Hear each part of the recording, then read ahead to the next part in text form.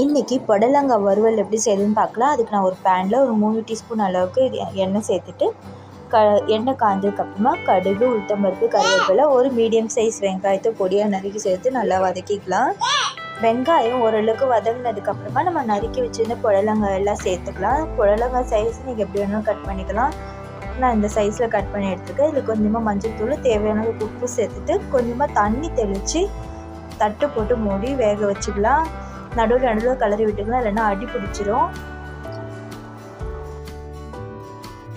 இப்போது இது புடலங்காய் நல்லா வெந்துடுச்சு. இப்போ இது காரத்துக்கு ஏற்ப நான் காஷ்மீர் மிளகாய்த்தூள் சேர்த்துக்கிறேன். 1 டீஸ்பூன் அளவுக்கு மிளகாய்த்தூள், 1 டீஸ்பூன் தனியாத்தூள், 1/2 டீஸ்பூன் கரம் மசாலா சேர்த்துட்டு அடி பிடிக்காமல் இருக்கிறதுக்காக கொஞ்சமாக தண்ணி தெளித்து ஒரு 2 நிமிஷம் வேக வச்சு எடுத்துக்கலாம்.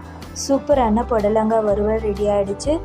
இந்த வீடியோ உங்களுக்கு பிடிச்சதுன்னா லைக் பண்ணுங்கள், ஷேர் பண்ணுங்கள், மறக்காமல் சப்ஸ்கிரைப் பண்ணிவிடுங்க. தேங்க்ஸ் ஃபார் வாட்சிங். பாய்.